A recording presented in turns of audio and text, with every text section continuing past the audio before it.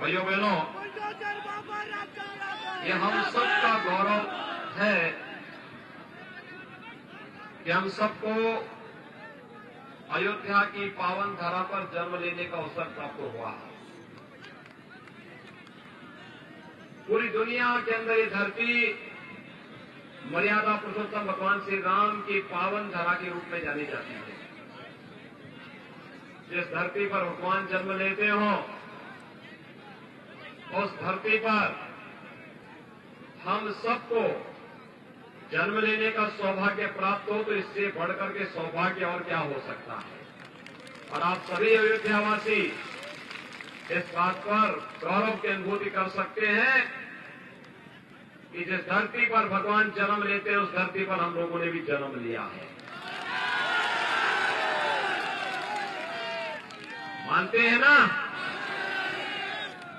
और इसीलिए तो आपके जिले का नाम कुछ और नहीं, कुछ होगा तो केवल अयोध्या होगा। हमने अयोध्या नाम भी रखा। अयोध्या नामकरण से खुश हैं? पहला वाला नाम ठीक है या नया वाला नाम ठीक है? सभी लोग सहमत है ना? भाइयों बहनों, आप मुझे बात बताइए, अयोध्या भगवान राम की पावन जन्मस्थली है, पावन धरा है। कहते हैं भगवान राम ने सूर्यवंश में जन्म लिया था। सूर्य का मतलब जो हमें रोशनी दे। मुझे एक बात बताइए, 2017 के पहले आपके यहां बिजली आती थी क्या? ये पीछे के लोग नहीं बोल रहे हैं। कॉलेज की बिल्डिंग के सामने जो लोग हैं वे लोग अपना हाथ बांधे हुए हैं। 2017 के पहले क्या आपको बिजली मिलती थी? और 2017 के बाद बिजली देने में कोई भेदभाव तो नहीं होता है ना? सबको बिजली और पर्याप्त बिजली है ना? मोबाइल चार्ज करने के लिए दूसरे गांव में तो नहीं जाना पड़ता है। भाइयों बहनों, पहले बिजली की भी उत्तर प्रदेश में मत और मजहब हुआ करता था। ईद और मुहर्रम में बिजली आती थी, होली और दीपावली में गायब हो जाती थी। 2017 में यही होता था। लेकिन आज तो बिजली समान रूप से मिल रही है ना सभी जगह। और भाइयों बहनों, यही नहीं, लल्लू सिंह जी ने और रामचंद्र यादव जी ने मिलकर के रुधौली के जितने भी गांव और मजरे थे, वहां पर भी बिजली की लाइन पहुंचाने का काम किया। और जो गरीब बिजली कनेक्शन नहीं दे सकते थे, उनको फ्री में बिजली के कनेक्शन दिए।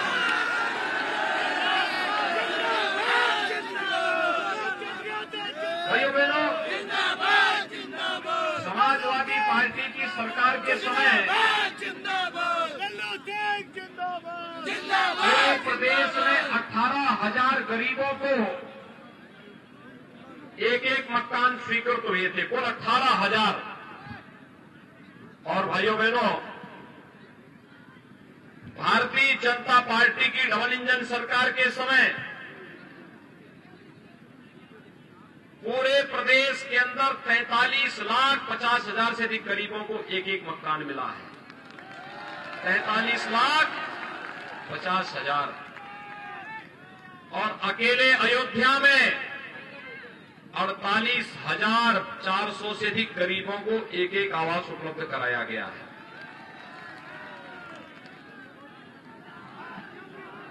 भाइयों बहनों, हम लोग कोरोना कालखंड में वर्तमान में हैं। दुनिया के अंदर लाखों लोग मर गए हैं। उन सभी परिवार वालों के प्रति हमारी संवेदना है जिन्होंने अपने प्रियजनों को खोया है।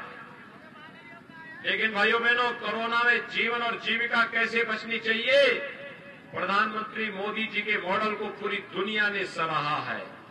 पूरी दुनिया ने कहा है फ्री में टेस्ट, उपचार, फ्री में वैक्सीन और सबको वैक्सीन। आपने वैक्सीन लिया? सभी लोगों ने? इस बार एक कॉलेज के सामने वाले लोग जो हाथ पे हाथ बांधे हुए हैं, आप लोगों ने वैक्सीन लिया कि नहीं लिया है? वैक्सीन सबने ले लिया है, बधाई आपको। वैक्सीन भारत के कोरोना के खिलाफ लड़ाई का प्रतीक है। तीसरी वेव कब आई, कब चली गई, कोई पता नहीं लगा। वैक्सीन के कारण, मुझे बताइए, क्या इस वैक्सीन का कोई पैसा तो नहीं मांगा था आपसे? फ्री में मिला? सच बोलना, कोई पैसा तो नहीं लिया ना आपसे? और यही मैं जानना चाहता था भाइयों बहनों, अगर सपा की सरकार या बसपा की सरकार होती तो ये वैक्सीन बाजार में बिक जाती, किसी गरीब को नहीं मिलती।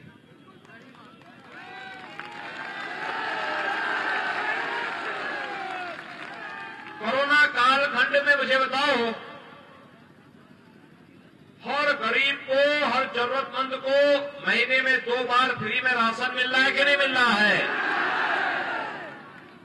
और ये राशन के साथ 1 किलो दाल, 1 किलो रिफाइंड तेल, 1 किलो नमक, ये भी है कि नहीं है? सबको मिल रहा है ना? कोई भेदभाव तो नहीं हो रहा है? भाइयों बहनों, 2017 के पहले राशन कहां चला जाता था?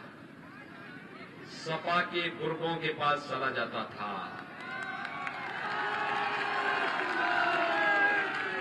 बहुजन समाजवादी पार्टी के हाथी का पेड़ तो इतना बड़ा है कि पूरे प्रदेश का राशन ही उसमें समा जाएगा। गरीब बेचारा देखता रह जाता था। लेकिन अब तो डबल इंजन की सरकार है, डबल डोज राशन, महीने में 2 बार राशन मिलेगा। और भाइयों बहनों, अभी तो ये शुरुआत है। हमने ये भी तय किया है कि होली और दीपावली में इसके बाद उज्ज्वला योजना के जितने भी कनेक्शनधारी हैं, इन दोनों को फ्री में रसोई गैस भी उपलब्ध करवाएंगे। 60 वर्ष से ऊपर की कोई भी महिला अगर परिवहन निगम की बस में यात्रा करनी चाहेगी तो फ्री में उनकी यात्रा होगी। और यही नहीं भाइयों बहनों, बेटी स्कूल जाएगी, कॉलेज जाने वाली मेधावी बेटी होगी, फ्री में स्कूटी भी देंगे।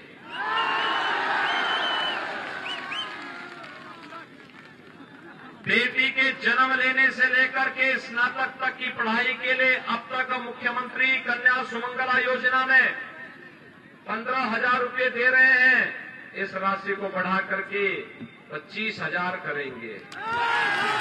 और भाइयों बहनों, अब तक बेटी की शादी के लिए मुख्यमंत्री सामूहिक विवाह योजना में 51,000 रुपये दिए जाते थे। अब इस राशि को हम करने जा रहे हैं 1 लाख रुपया।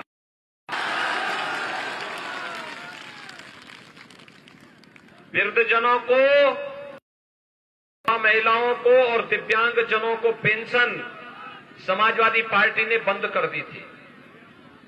हमने उनको पहले पुरानी पेंशन दी, इस समय 12,000 रुपये सालाना दे रहे हैं। और हम लोग तय किए हैं इन 1 करोड़ परिवार और अन्य जरूरतमंदों को आने वाले 5 साल में राशि को बढ़ा करके 18,000 रुपये सालाना करेंगे। भाइयों बहनों, नौजवान भारत की ऊर्जा का आधार है। देश का सौभाग्यशाली राज्य है कि सर्वाधिक नौजवान हमारे पास हैं। सर्वाधिक नौजवान हमारे पास हैं। हमने तय किया अपने युवाओं के लिए आने वाले 5 साल में हर परिवार के एक नौजवान को नौकरी, रोजगार या स्वरोजगार के साथ जोड़ना है। हमने पिछले 5 साल में 5 लाख नौजवान को नौकरी दी, 2 करोड़ गरीब नौजवानों को रोजगार और स्वरोजगार के साथ जोड़ा है। वर्तमान में 1 करोड़ नौजवानों को स्नातक के साथ जोड़ दिया जा रहा है। और भाइयों बहनों, को बढ़ा करके 2 करोड़ करेंगे, 2 करोड़ नौजवान को